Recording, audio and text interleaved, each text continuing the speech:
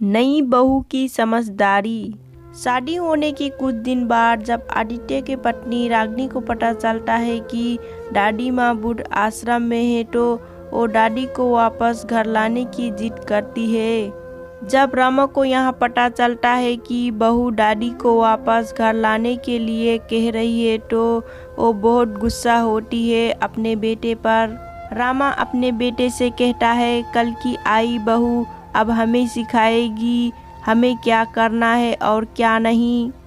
यह बात सुनकर रागिनी को बहुत गुस्सा आ जाता है और वो बड़े ही शांत स्वर में अपने सास से कहती है, माँ जी आपके सास के तो 2 बेटे हैं, इसीलिए 6 महीने इधर और 6 महीने अपने दूसरे बेटे के पास रह सकती हैं। और आखिर में आपने उन्हें बुद्ध आश्रम भेज दिया, पर आप यहाँ तो सोचो आपकी तो एक ही बेटा है। आप 6 महीने तो यहाँ रह लोगे, लेकिन बाकी का 6 महीने कहाँ रहोगे।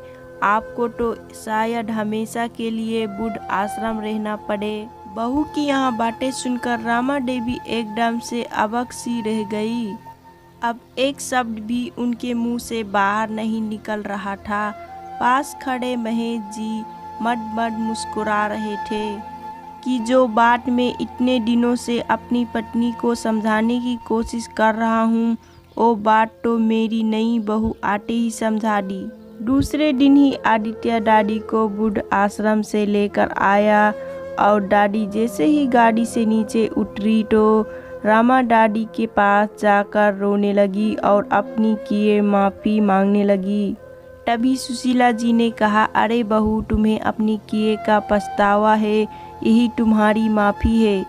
ये कहकर सुशीला जी ने अपने बहू रामा को गले लगा लिया और अपने पोते के बहू रागिनी के सर पर हाथ रखकर कहा कि तू सच में किसी बड़े घराने की लक्ष्मी है, जो तुम्हारे माँ बाप ने तुम्हें इतने अच्छे संस्कार दिए हैं कि तूने आज अपनी समझदारी से मेरी बहू का मन भी बदल दिया। यह कहकर सुशीला जी ने रागिनी को गले लगा लिया। तभी आदित्य हंसता हुआ कहता है, अरे दादी आप तो मुझे भूल ही गए। तो सुशीला जी कहते हैं, आजा तू भी, आज तो तू मेरा लाडला बेटा है। दूर खड़े महेश जी खुशी के आंसू आंखों में लिए आज परिवार को एक होता देखकर भगवान का शुक्रिया कर रहे थे। तो दोस्तों, नई बहू की समझदारी कहानी आपको कैसी लगी अपनी राय कमेंट सेक्शन में ज़रूर देना और ऐसे ही इंटरेस्टिंग कहानी के लिए हमारे चैनल को सब्सक्राइब ज़रूर करना। अपना कीमती समय देने के लिए बहुत बहुत धन्यवाद।